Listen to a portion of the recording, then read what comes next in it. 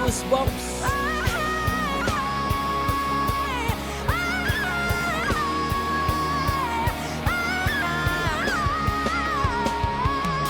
What's good, everybody? Is your boy David again, and I'm back with another video today. If you guys are new to my channel, please do subscribe to my YouTube channel, like the video, and comment down below. So, ito pala yung performance video ni Janine Berdin. Nag-viral din, no? Kasi, di ba, nag-viral yung ano niya, ano ba talaga tayo? Yung kanta na yun with the ones. Ngayon naman, ito yung nag-viral, no? It has 4.1 million views as of the moment. Finally, nagkaroon ako ng time to react to this, and we're going to react to this. Definitely, I'm excited. With no further ado, let's jump right into the video. Let's go.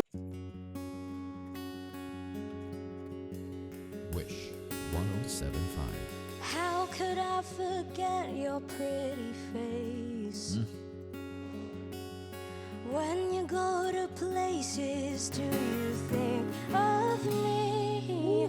Please think of me. Ganda. A year has passed and I thought I've moved on. I admit you won, now please come back to me. Won't you come back to me? People come and go sometimes. Call me your favorite one last time. Beautiful. I'll never get to find no one like you.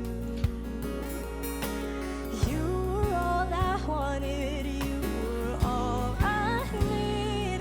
Us is all I'll be. People come and go sometimes. Bigat sa dibdib, ah. Call me your favorite one last time, 'cause I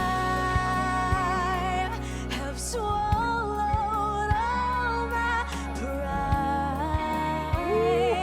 accepted the end of you and I.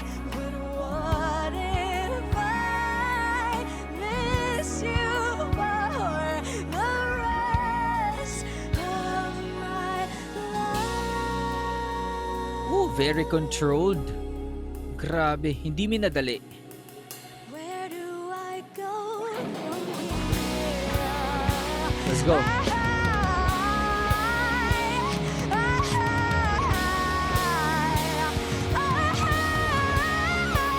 What? Goosebumps.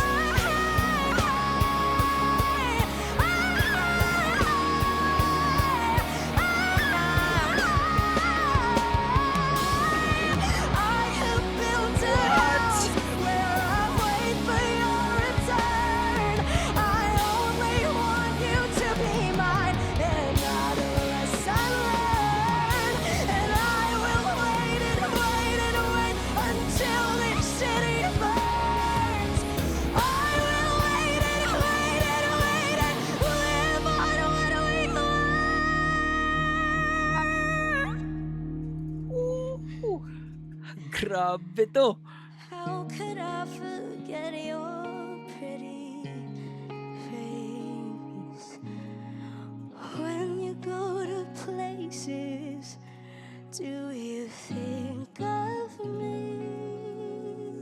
Ooh. Please think of me. Wish exclusive on Ooh, Wish. I love that last chord. Hindi ako nakahinga. Hindi ako nakahinga dun eh. Grabe. Like, grabe. No? When she started, I really wanted to say something. Kaso, I don't want to pause it kasi it's really beautiful. When she started singing, it's already beautiful, and I don't want to interrupt, okay? So ang gusto ko lang sabihin doon, no, a few phrases after niyang nag-start ng kumanta, yung clarity ng diction niya in English, very clear. Grabe.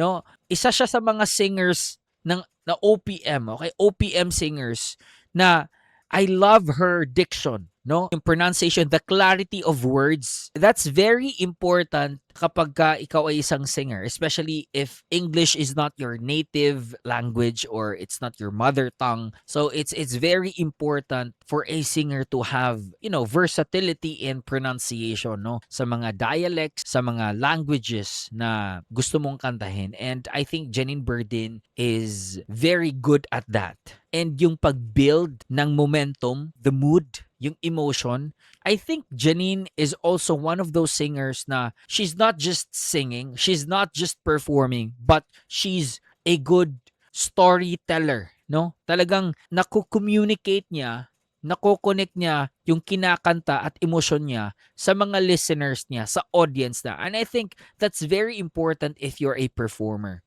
No, hindi lang yung puro ganito, sigaw, puro, belting. But one of the most important things that you can do as a singer, that you must practice, is how you connect yourself to your audience. And I think Janine Berdin is really good at that. Natural storyteller talaga siya. Yung gradual na climax. Very controlled din yung banda. Walang show off sa banda. Talagang yung bigat ng banda at bigat ng boses ni Janine, it was really well blended. It was able to produce a very, yung parang nakaka-goosebumps na emosyon. And I have to be honest, I think Janine Berdin is really one of the top OPM female artist. Hindi lang singer ha, hindi lang diva, hindi lang belter, but top OPM female artist of today, no, sa Pilipinas ngayong era na to ng mga OPM female singers, female artists. I think Janine Berdin is one of those at the top. Talent-wise, yung skills niya, technicalities, and yung presence niya talaga. May charisma kasi si Janine Berdin eh. I think charisma is something that you cannot practice. Charisma is something that you are born with. It's either you have it or you don't have it. Yun lang yun. Okay?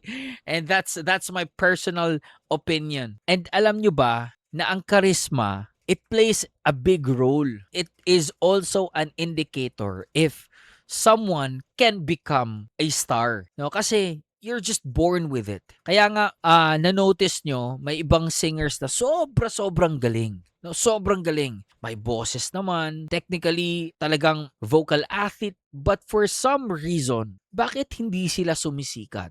Yung iba may sariling kanta, yung iba ganito, ganyan. Like sobrang galing. But sometimes, nakakapagtanong tayo sa sarili natin, what's lacking ba dito sa artist na to? 'Di ba? Hindi pala ganun kalakas yung stage presence niya. Hindi ganun kalakas yung appeal niya, yung charisma niya. Meron namang mga ibang artist, 'di ba? Sakto lang yung talent. Pero ba't ang sobrang sikat nito? Because of charisma, stage presence. It's something that you're born with.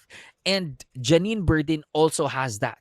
Sobrang galing kumanta, very technical in terms of her singing skills, and meron pa siyang charisma. And may looks pa siya. So I think she's definitely one of those singers or artists today, female OPM artists na andun talaga sa taas, no? Hands down. And kudos to the band. Ang galing nyo. Good job. So yeah, that's it. Hope you guys enjoyed the one. Peace out, everybody. Much love. Stay safe and God bless you all. Peace.